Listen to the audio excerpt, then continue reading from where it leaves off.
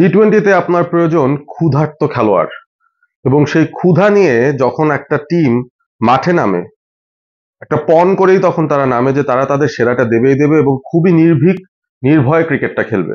সেই কাজটাই কিন্তু বাংলাদেশ করেছে। আজকে তৃতীয় ম্যাচেও আর্নেস্ট ভেইলে বাংলাদেশ ওয়েস্ট ইন্ডিজকে ৮০ রানের বিশাল ব্যবধানে হারিয়ে ধবলধোলাই করেছে ওয়েস্ট ইন্ডিজকে তাদের ঘরের মাটিতে।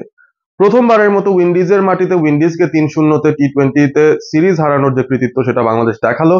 আজকে ভোর ৬টায় খেলা শুরু হয়েছিল এবং খুব ঘুম ঘুম চোখে ম্যাচটা কিন্তু দেখতেই হয়েছে একদম শেষ পর্যন্ত দেখে খুব তৃপ্তি নিয়ে আজকে আপনাদের সঙ্গে কথা বলতে এসেছি। মূল যে ব্যাপারটা আসতে চাই, একেবারেই টু দ্য পয়েন্ট চলে আসি। জাকের আলী অনিক আজকেও তিনি প্রমাণ করলেন কতটা ক্রিটিক্যাল এবং ভাইটাল একজন কম্পোনেন্ট তিনি এই মুহূর্তে বাংলাদেশ দলের।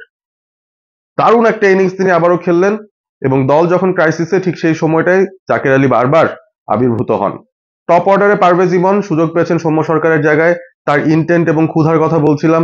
ভেরি হাংরি একজন ব্যাটার, নিজেকে প্রমাণ করার সুযোগটা পেয়ে সেটা কাজে লাগিয়েছেন। ঝড়ো বেগে একটা ৩৯ রানের নক তিনি খেলেছেন। পাওয়ার প্লের ভেতরে বাংলাদেশকে একটা ভালো শুরু তিনি দিয়েছেন। সৌম্যর অনুপস্থিতি তিনি বুঝতেই দেননি। লিটন দাস রানে ছিলেন না আনফর্চুনেটলি, তবে পরবর্তীতে যখন দল একটুখানি বিপদে পড়ে গেছে সেই জাকের আলী অনেক তিনি ফিনিশিংটা করে দিয়ে এসছেন। আজকে শামীম পাটোয়ারি পারফর্ম করতে পারেননি, আনফর্চুনেটলি রান আউট হয়ে গিয়েছিলেন ৪ বল থেকে ২ রান করে। তবে জাকের আলী যিনি দুটো রান আউটের পার্ট ছিলেন, শেষ পর্যন্ত তিনি যখন ব্যাট করা শুরু করলেন বা ৬ মারা শুরু করলেন, এরপর কিন্তু আর তাকে কোনোভাবেই থামানো যায়নি। বলতে পারেন আপনারা ওয়েস্ট ইন্ডিজের বোলাররা হয়তো খুব ভালো বল করেননি, আলজারি জোসেফ বলি, ওবেদ ম্যাকয় বলি, তারা আসলে জাকের আলীর স্ট্রেংথেই হয়তো তাকে বলটা দিয়েছেন, ফুল লেন্থের বল, আউটসাইড অফ হিটিং স্লটে তিনি বল পেয়েছেন। তবে এত সহজও কিন্তু নয়। জাকের আলী স্ট্রেট হিটিংটা দারুণ দেখিয়েছেন, কাভারের উপর দিয়ে দারুণ কিছু হিট নিয়েছেন এবং অন সাইডে তো তিনি বরাবরই পারদর্শী। তো সব মিলিয়ে ৩টা ৪ ৬টা ছক্কায় জাকির আলী ৪১ বল থেকে যখন ৭২ রান করেছেন। আর্নেস্ট ভেইলে বাংলাদেশ ওয়েস্ট ইন্ডিজকে মানে একটা বিশাল বিশাল টার্গেট ছুড়ে দিয়েছিল। ১৮৯ করেছিল বাংলাদেশ ৬ উইকেট হারিয়ে।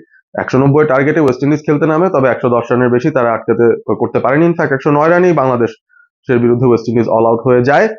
তাসকিন আহমেদ সেখানেও সফল। রিশাদ হোসেন সবচেয়ে ভালো বল করেছেন, তিনি ৩টা উইকেট পেয়েছেন মাত্র ২১ রান খরচ করে এবং আবারও যথারীতি হাসান মাহমুদরা উইকেট পেয়েছেন, তানজিম সাকিবরা উইকেট পেয়েছেন, তাসকিন আহমেদ উইকেটের মধ্যে ছিলেন, শেখ মেহেদী তিনি ৩ ওভার বল করে ১৩ রান দিয়ে ২টো উইকেট পেয়েছেন। সুতরাং খুব ভালো একটা সময় বাংলাদেশের গিয়েছে অন্তত টি-টোয়েন্টিতে এবং একটা মানসিকভাবে চাঙ্গা হয়ে বাংলাদেশ ঘরের মাটিতে ফিরে আসবে লম্বা একটা সফর শেষ করে, যেখানে টি-টোয়েন্টি সিরিজটা ধবলধোলাই হলেও ওয়ানডে সিরিজে ৩-০তে বাংলাদেশ হেরেছিল এবং একদম শুরুতে টেস্ট সিরিজটা বাংলাদেশ ১-১ সমতায় এসেছিল।